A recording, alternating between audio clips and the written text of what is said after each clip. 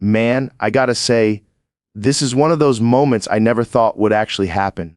Sitting across from Al Pacino, the legend himself, and having a real conversation about Islam, about faith, about culture and life, that's wild, bro.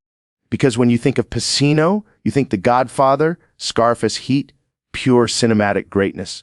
You picture one of the greatest actors who's ever lived.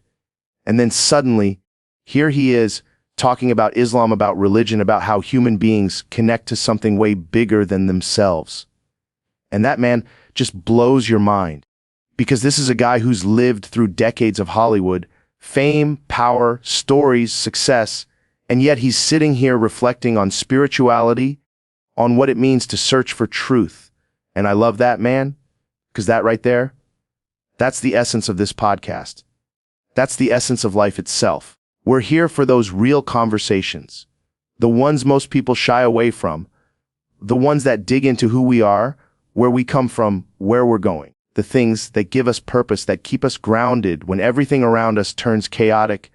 Hearing Pacino talk about Islam, about the discipline of prayer, the devotion, the idea of surrendering to one God, to something higher than ego, man, that hit deep. Because let's be honest, today's culture is all ego. It's self-promotion, validation, brand building, me. But Islam flips that completely. It says, no, man, it's not about you. It's about God. It's about letting go, surrendering control. And there's something incredibly powerful in that, something that people in the West often miss. See, we've built this idea that freedom means doing whatever the hell you want, but freedom without discipline is chaos. It's destruction. It's addiction. It's suffering. And what Pacino was pointing out, what I find fascinating, is how Islam gives life structure, a rhythm, 5 daily prayers, fasting, charity, a constant reminder of balance. And you know what's wild? I've spent years talking to fighters, philosophers, scientists, comedians, monks, people from every walk of life. And the common thread among all who truly master themselves is discipline. The people who live by structure, who follow something bigger than their impulses, they're the ones who find meaning. Pacino gets that. He said he looks at Islam and sees a timeless framework, something preserved for over 400 years, unchanged, guiding billions of people across generations. And when you think about that, bro, it's insane. How many empires, ideologies, and philosophies have come and gone in that time? Yet Islam's still here, growing, spreading, shaping lives.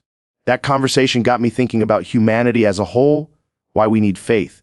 It's not about dogma or blind belief. It's about the search for truth. Whether you call it God, Allah, the universe, the source, deep down we all crave connection, something transcendent. And Islam, man, offers one of the clearest, most direct paths to that connection. Pacino said he admired how Muslims stop everything 5 times a day, humble themselves, align body, mind, and spirit. Think about that. In a world where people can't even put their phones down for 5 minutes without panicking, Muslims pause their entire day, billions of them, just to reconnect with their creator. That's powerful. That's grounding. That's human. And you don't have to be Muslim to appreciate that. You just have to look at it and say, yeah, that's discipline. That's devotion. That's something the modern world desperately lacks. Pacino said he sees value in that, a kind of wisdom no amount of Hollywood success, fame, or money can buy. Because when a guy like him, who's had it all, starts saying spirituality matters, that Islam holds something profound, you gotta listen. He's not saying it for attention. He's speaking from experience, from wisdom, from seeing the world up close and realizing what really counts. And that's what makes this conversation so important. Understanding, bridging gaps, breaking stereotypes. Too often in the West, when people hear Islam, they think headlines, fear, war. But that's not Islam, man. The real essence is peace, submission, kindness, community, and discipline. And Pacino, with that voice of his, that calm, thoughtful tone, he was reminding people to look deeper. Don't buy the surface-level story. Read. Meet Muslims. See their generosity, hospitality, their unity.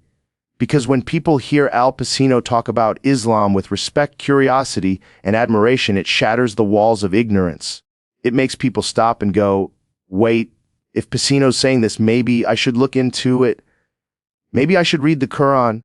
Maybe I should talk to a Muslim instead of judging from headlines. That, man, is the whole point of why I do this show. These are the conversations that shift culture, that wake people up. Now, sure, some people will get mad. They'll say, "Oh, Rogan, you're pushing religion." But no, man, it's not about pushing. It's about exploring. If you can't even handle a conversation about one of the biggest religions on earth, maybe ask yourself why. Because curiosity, that's how we grow. And Pacino, he's always been that kind of guy, curious. You can see it in his eyes when he talks. He's a seeker. Through acting, through art, through philosophy. And now, through spirituality. That's what makes him timeless. Not just talent, but the hunger to keep learning. So when that curiosity meets Islam, it's electric, man. It's truth bouncing off truth. You can feel it. You can hear it in his tone. And honestly, I could sit for hours unpacking that conversation because it's not just about religion, it's about life. What anchors us when the fame fades, when the applause stops, when the lights go out? Pacino gets that. He's lived it. That's why his words hit so hard. And you know what really gets me? When you strip away all the noise and actually meet Muslims, talk to them, see how they live, you realize how grounded they are. Pacino said the same thing. In Hollywood, a place that chews people up and spits them out, he looks at the discipline of Muslims and finds it admirable, rare. And that's the thing, man. It's not about converting. It's about recognizing wisdom wherever it exists. Islam keeps people rooted. And Pacino, a guy who's walked through every kind of chaos, respects that stability. Because how many stars have we seen burn out? Lose everything to addiction, fame, money, power, all because they had nothing to anchor them. Islam gives that anchor. The rhythm of 5 prayers a day, fasting in Ramadan, giving charity. It's a blueprint for staying balanced in a world constantly trying to knock you off balance. Pacino even said he's fascinated by the Quran, by how it's been preserved word for word, recited by billions in the same language it was revealed in. That's mind-blowing, man, because people can't keep a story straight for a week, and here's a message kept intact for over a millennium. And Pacino, being an actor, he understands language, the weight of words, the power of dialogue. So when he says, "There's something different here, something divine," that hits different. Because this guy has delivered some of the greatest lines in movie history, yet he sits back and says, "This book, this revelation, is beyond me, beyond Hollywood, beyond human invention." That's humility, and humility's rare today. Everyone thinks they know everything. But Pacino's saying, no, there's mystery, there's depth, there's something sacred we don't fully grasp. He also talked about community, about how Muslims gather at mosques, how they break fast together during Ramadan. You can see joy, peace, unity. Pacino said, maybe that's what we're missing. Maybe there's something there that could heal this fractured society. And man, that hit me. Because every guest I've had, fighters, scientists, comedians, monks, the happiest ones are always the ones who live with purpose, who live for something greater than themselves. That's exactly what Islam embodies: purpose, discipline, devotion. And Pacino was right to highlight that. Another point he made that really stuck: mortality. Pacino said, Islam constantly reminds you that life is temporary, that death is real, and you're accountable. And that's huge, man. Because in the West, we avoid death like it's taboo. We hide it behind entertainment, consumption, distractions. But Islam puts it right in front of you. Remember death, it says. Remember that your actions matter. Pacino, being older, feels that truth. He's seen decades pass. He knows fame fades. None of us escape death. So when he connects that to Islam, it's raw, real, grounded. Because if you don't think about death, you drift.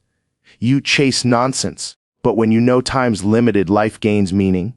And Pacino gets that. It's like what fighters always tell me. Discipline saved their lives. Structure saved them. Islam, in a sense, is that on a global scale, discipline multiplied by billions. So when Pacino says he respects Islam, it's not a casual statement. It's coming from someone who's seen it all and now values truth over fame. And that's what I love, man. That's why I'm grateful for conversations like this, because they show that even in Hollywood, even in the madness, there are people searching for truth. People humble enough to say, yeah, faith matters, spirituality matters. I just hope people don't dismiss this as celebrity talk. I hope they see it as an invitation to explore, to read, to talk to Muslims, to learn, because that's what Pacino modeled right there: curiosity, respect, humility. And honestly, that's what the world needs more of. So yeah, when Al Pacino, the man who gave us Michael Corleone, Tony Montana, starts talking about Islam, about God, about surrender, you listen. Because sometimes the most powerful wisdom doesn't come from preachers or scholars. It comes from someone who's lived every dream and still says, there's something greater out there. And that, my friends, is the kind of truth that cuts through the noise.